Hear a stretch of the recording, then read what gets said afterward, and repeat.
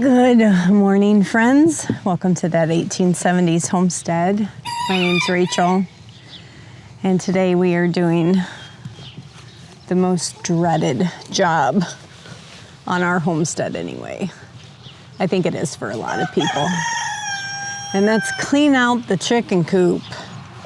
Like inside, all that bedding and poop and urine, and it just stinks and is nasty and dirty job.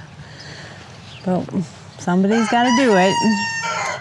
And I'm going to tell you all the reasons why we love deep bedding, especially here in the north, and the way that we use it, and some improvements that we've made to the chicken coop, some improvements that we think we need to make to the chicken coop, answer some of your questions or comments regarding a recent Facebook post that we made, and anything else I feel like getting into with you guys today. But first I need to go collect the eggs. So we'll go do that because I don't want to be scooping up any of our fresh eggs. They're like gold these days. So come on, let's go get those.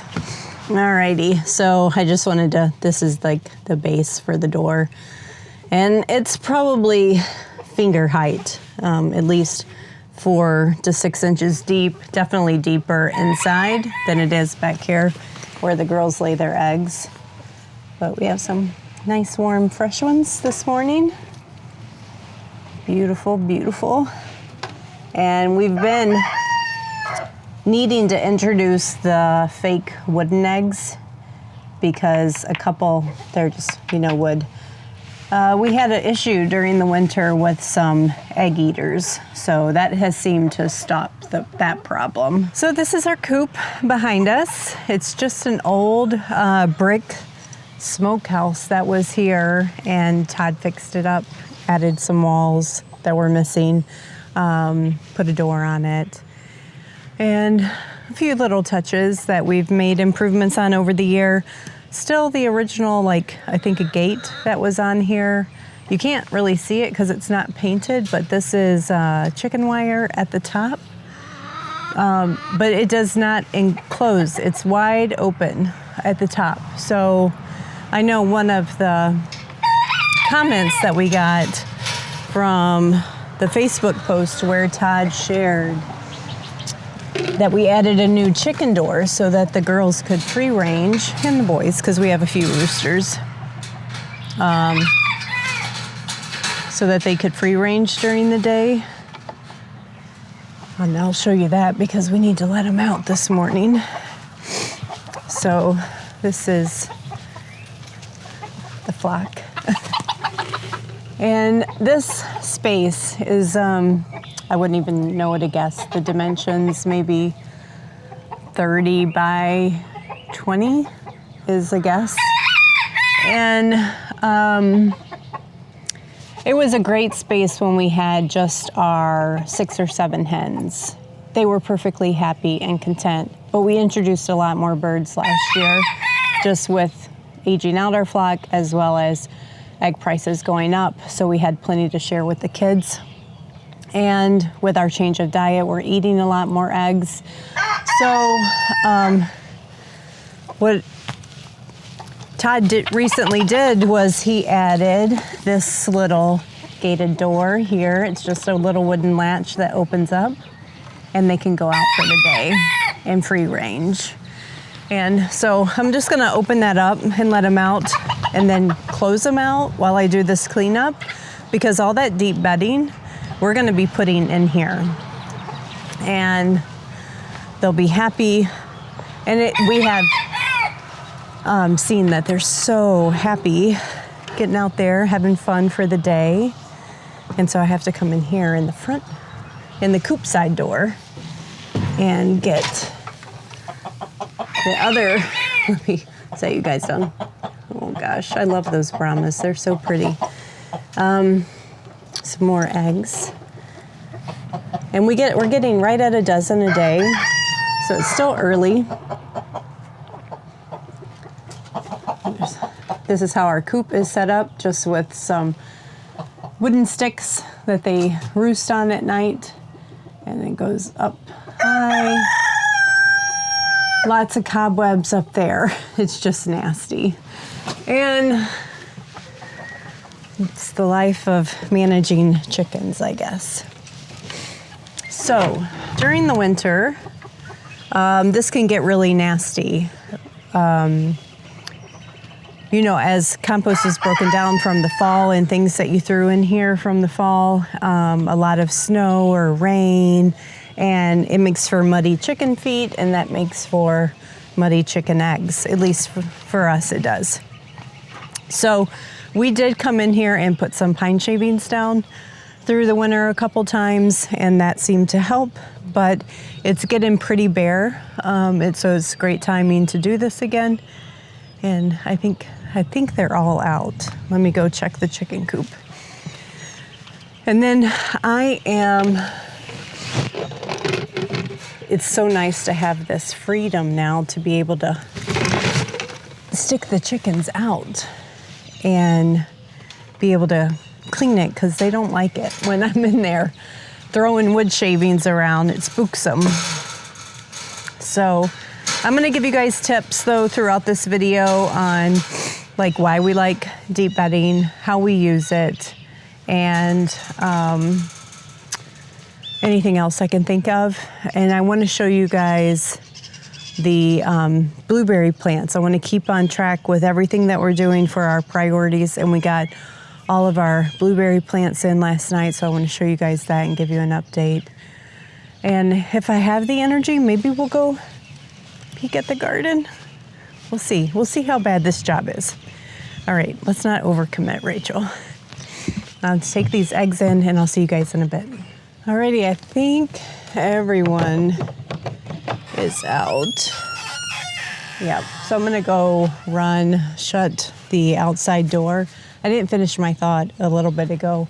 And one of the comments people were concerned about with letting them free range like that is that aren't we worried about hawks and eagles? And those are probably the two main predatory birds that we have. Of course, owls at night. During the day, raccoons could be an issue. We have possums that we already deal with, and we've had a mink or some type of weasel problem before. And so with birds, no. Birds are in our enclosed run all day long. Like, we have a bird sanctuary around here. We've already had an issue with hawk coming into the open run area. And when the trees are in full foliage, it really adds a level of protection for them. But we're only going to let them out when we're here, and we can keep an eye on things. The dogs are in and out of the house all day long, so the dogs add a layer of protection, just barking at anything to get away.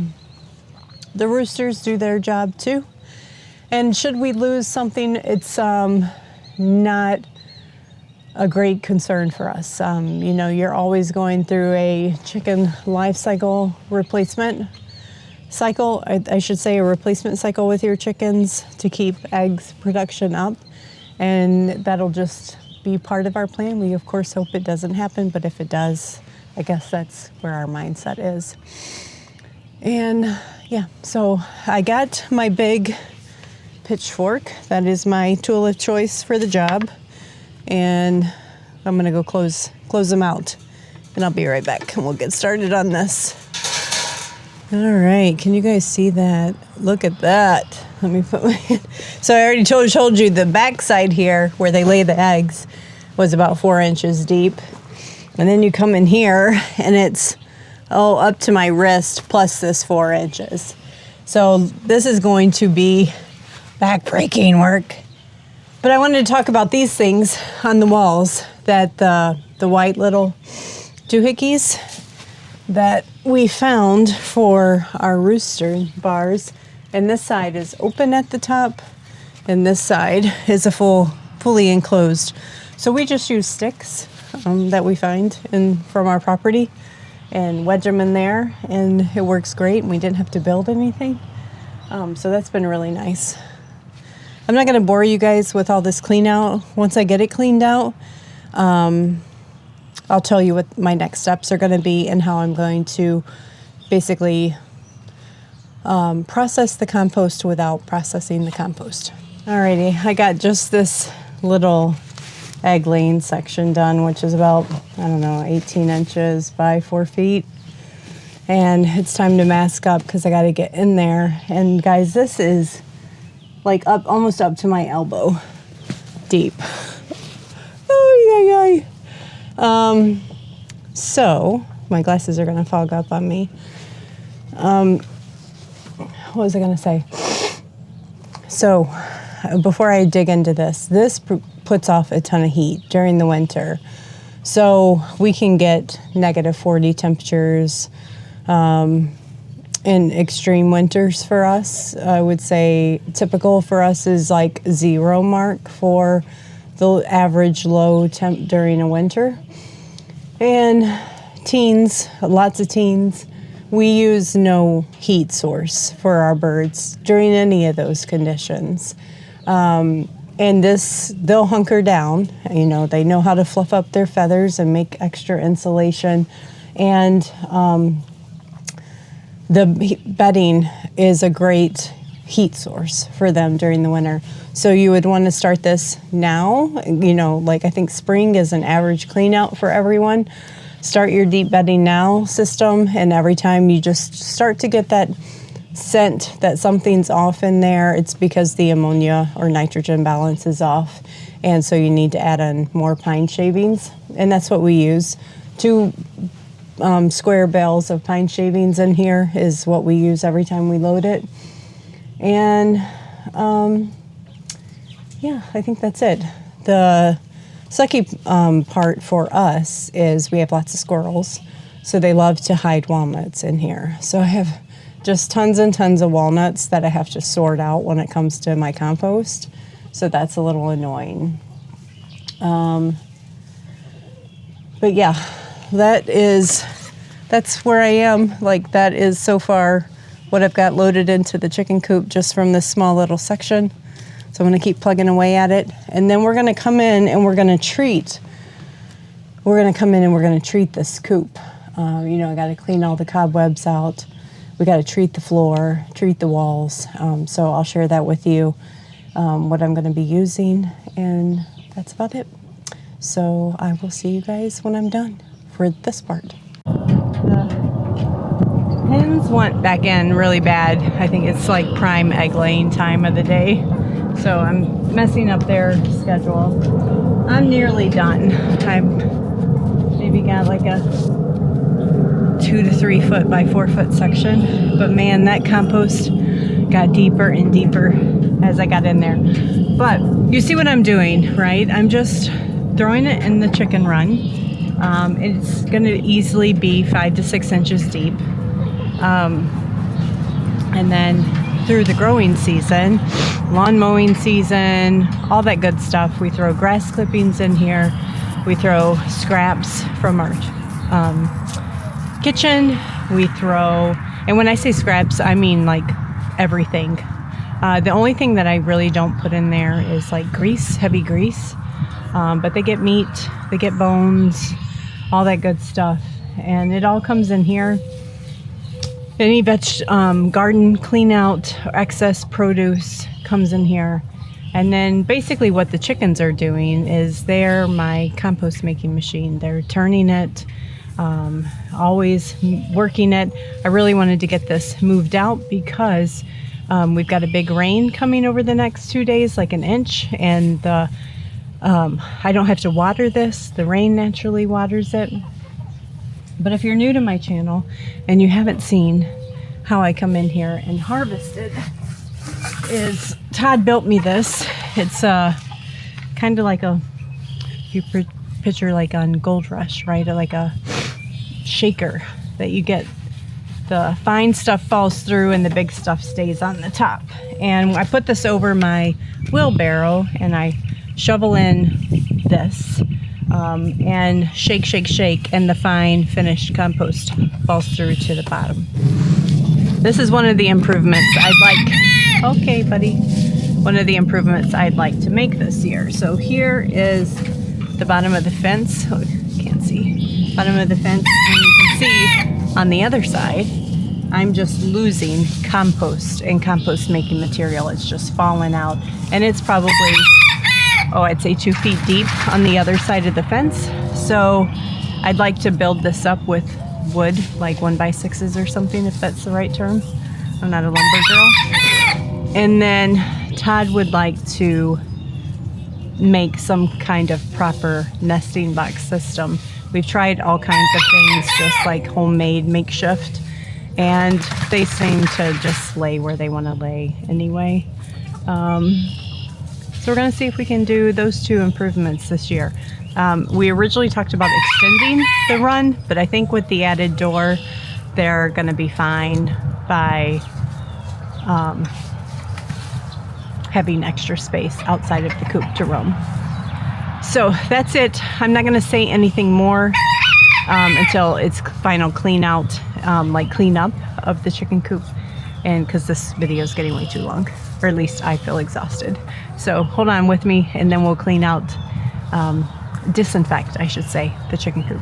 Ooh, I need to take a break and have some lunch. It's like 1 o'clock now, and that took, I think I started at a little after 10. It was a long time, a lot of effort. I did take a couple breaks just to go to the bathroom and stuff like that. But I pulled out Amy Fuel's Homesteader's Herbal Companion just to refresh my memory on what she recommends for cleaning out the coop or disinfecting it. And she has a nice spray in here that I've used before. So I'm going to look that up, have my lunch, and then we'll come back together and make that, because that'll be next. And then I put down lime. So some lime in the chicken floor. If you notice, that floor is just basically sandy dirt. So I'll lime it pretty good. If I had DE, I'll look and see if I have it. I don't know that I have. I would sprinkle some diatomaceous earth. And I'll probably sprinkle some lime through the chicken run itself. And then we need to go to Tractor Trailer Supply and grab new pine shavings, because I don't think we have any more. So I will see you guys back. What's for lunch? My blueberry yogurt cottage cheese cheesecake thing, and bananas, because it was easy. Alrighty, so see you guys back in a bit. Okie doke, lunch has been fed. Oh, lunch has been eaten. And I'm having to make do with ingredients I have on hand for my Coop sanitizer. So what I'm starting with, this is rose vodka. So it's basically my roses steeped in vodka, and it makes like a natural rose extract. So I'm going to fill up some spray bottles, and basically the only difference here is she would recommends using like a witch hazel and vinegar. And I have vinegar, but the vodka is very sanitizing. So is vinegar, but I'm going to use what I have. The rose is a natural refresher. Okay, that feels even. Let me grab some vinegar and we'll top those off. And then I think there's only one essential oil I didn't have that she recommends, and that's clove. So basically, here's me telling you, you can use vodka, you can use vinegar, and then you can dilute that with some witch hazel if you like. 6 drops of tea tree essential oil. And she has a really nice recipe in here that if you're using like homemade herbs during the growing season, how you can steep them in lemongrass. Oh, did I not bring that up? Okay, to this I'm going to add 6 drops of lemongrass to each. 1, 2, 3, 4, 5, 6. 6 drops of tea tree. Saw it. 8 drops of oregano. I don't have that. So I think I'm going to use sage. And some rosemary. Does she have sage in her recipe? She does. 3 drops of sage. So this is oregano tincture. I'm just going to use that instead of oregano essential oil. I don't know. I'm just squirting what looks like 6 drops. And then clove. So I didn't have clove, but I thought I would add some rosemary. Okay. So that's going to be our spray disinfectant. So once I get everything swept down, and I'll bring you guys out there with me, we'll spray this all over everything, like the roosting bars, all the brick, the wood, the doors, all that good stuff, and just give it a nice disinfectant as well as a freshening up. Got my broom. We're about to head back in, but I let the chickens in during lunch because they were wanting to lay their eggs, and they are being so cute already. Dust bathing and having a blast and all this goodness. All right. Yep, you guys go back out. Come on. I'm all done. Can you guys go outside? Can you go out? Yep. Go out. Nope. Come on. You can do it. Find the hole. Find the hole. There you go. Find the hole. Go, go, go, go, go. Almost. Yep, got it. Oh, silly girls. But, because I need to open up both doors in order to...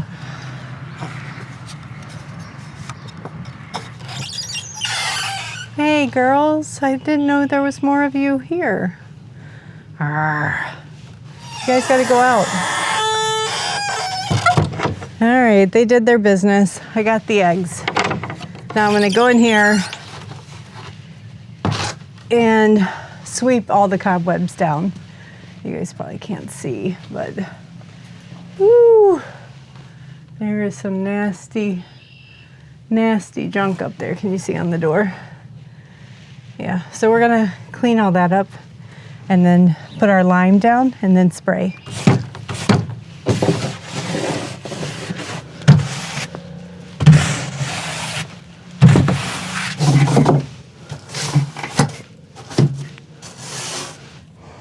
But I tell myself the spiders are good because the spiders might eat the mites if there was a mite problem. So it's not that I don't want spiders in the coop. But it's always good just to let them start new. That is much better than it was before.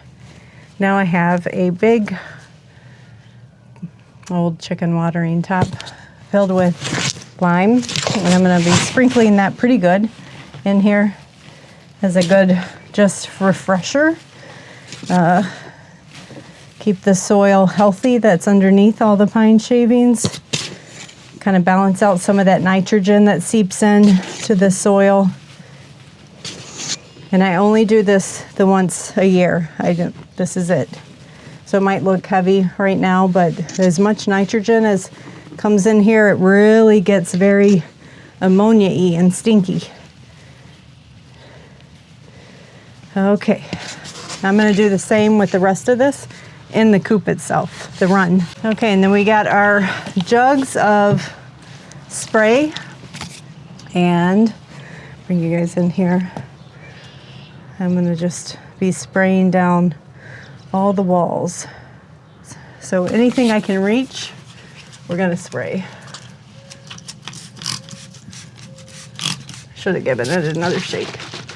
And this is something you can make to keep on hand, and when you come out, say once a month. Ooh, my lens is so dusty, sorry. Ooh. Okay, is that better? Say once a month, come out here and just spray some in your coop, in your nesting boxes.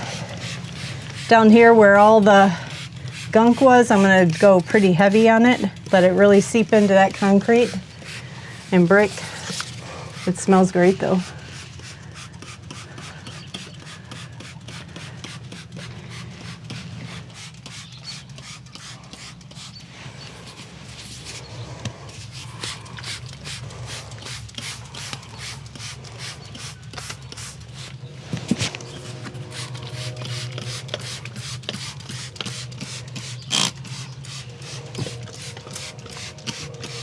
Whew. Okay, I used every ounce of my spray. We have limed the chicken run itself. So you see all the white down on the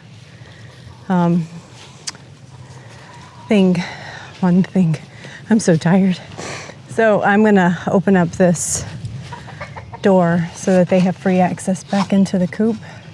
And then all that's left, come on over here. All that's left is to run to Tractor Trailer Supply and get fresh pine shavings for the house. But I'm happy that this project is done. So guys, this is going to be a massive amount of compost for my fall garden. And I really encourage you to do it. You know, as I was doing it, I was thinking, this is one benefit that you don't get with pasture raising your chickens and rotationally grazing them. And because they're just moving every single day, and you get different benefits because you're feeding and nourishing and building up the soil ecology. But from I don't know, I think it's just a different benefit, and I can make a lot of my own compost. Another reason that we're doing this, I just want to tie it back to a recent video where we talked about the high value of eggs and also bird flu. And there have been 2 cases of bird flu in our county. And I just, brainstorming with Todd, what can we do to get them out of a confined area? And we have our chicken tractors that we could put them in, but we mostly use one of them for brooding and breeding replacement stock in, and until they're big enough to come in here. Because I just really like this method of using my chickens to make my own compost. But it is a confined space, and how do I get them a healthier environment? One of those ways is let them free range during the day and for a few hours while we're around. And then the other way is cleaning and disinfecting your coop as much as you can. Your water bowls, things like that. So just something that we're being really mindful of. And I'd encourage you guys to think about the systems that you have in place on your homestead. Is there anything that you can do to improve them for your chickens? And if you have tips, leave it in the comments below, because maybe you're doing something that I'd like to do or somebody else would like to do. So thanks guys for coming with me, and I'll see you on the next video. Bye guys.